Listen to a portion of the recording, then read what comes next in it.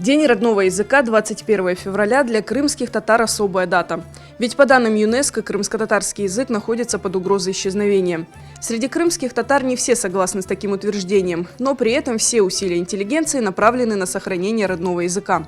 Над этой задачей работают и журнал «Ненкеджан», Ассоциация «Мариф» и Фонд развития науки и образования имени Исмаила Муфтизаде. Вчера они провели в крымской столице литературно-музыкальный вечер, приуроченный к Международному дню родного языка. В салоне Ишиляда собрались представители интеллигенции, молодежь и дети. Biz Qrim tatar tili öyle bir vaziyette ki biz tek yılda bir kere değil her gün bu vakti aytamiz ve daha aytacağımız. Ama mahsus madem ki bugün Halkara Ana Tili Günü eken biz mahsus bir tedbirle bunu kaydetmek istedik. Biz 3 teşkilat, Marif Teşkilatı ve Muftizade Fondu Nенкеджан klubu qaysilar ki bu ana tili o'g'rinda kurashda olib boralar, er vaqt teşviqat da yapalar. Bunda Qrim tatar ziyolilarini to'pladik ve ularla beraber tilimiz hakkında elbette ki istidatlı balaların da çıkışlarını dinleyecekmiz. В День родного языка звучали доклады на тему актуального положения крымско-татарского языка, его проблем и перспектив.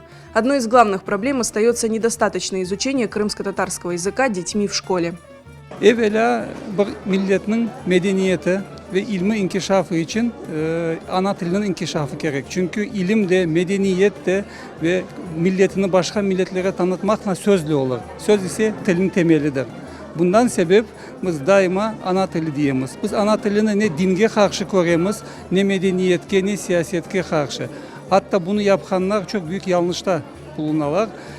Dil bizim kodumuzdur, bizim milli kodumuzdur, bizim ahlaki kodumuzdur.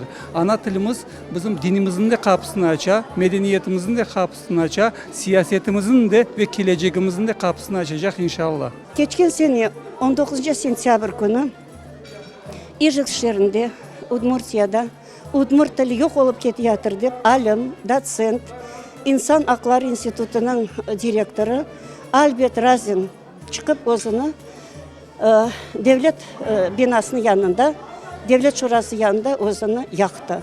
Biz elbette özümüzü yakıp öldürmeye o son geçeri. Biz kureyşimizni böyle tinç devam edip dilimizni canlandırmak, yaşatmak gerekmiz. Специальным гостем вечера стала ректор Московского института иностранных языков имени Володарская. В своем докладе она привела данные ЮНЕСКО из справочника «Этнолог» о состоянии языков мира, и в частности крымско-татарского. А также рассказала об опыте возрождения исчезающих языков на примере валлийского или уэльского языка. Сильная сторона уэльского языка заключается в том, что там правительство Англии, оно на стороне тех людей, которые хотят не просто восстановить язык, а поставить его на самые верхние планки живучести языка. У них есть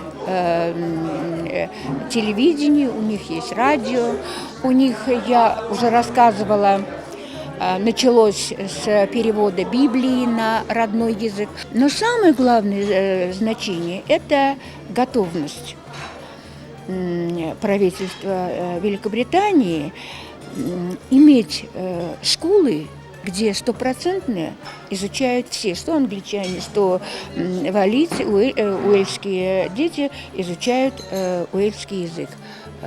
Валлийский, или он по-другому еще называется уэльский. Организаторы и гости мероприятия поздравили имени Володарскую с юбилеем. В этом году она отмечает свое 70-летие.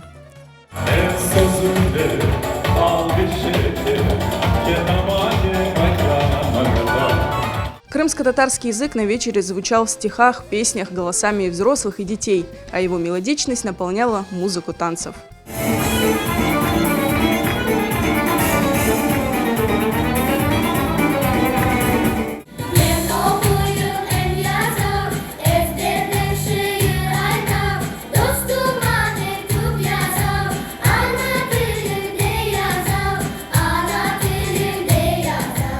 Воспитанники детского центра «Фиданчик» к празднику подготовили театральную постановку сказки «Золушка».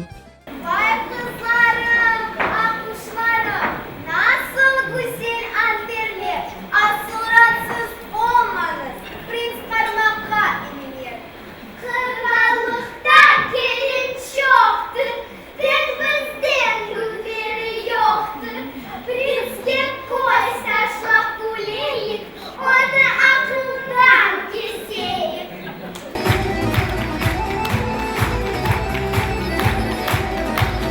Вечер, посвященный Дню родного языка, завершился коллективным исполнением песни «Ватаным харам».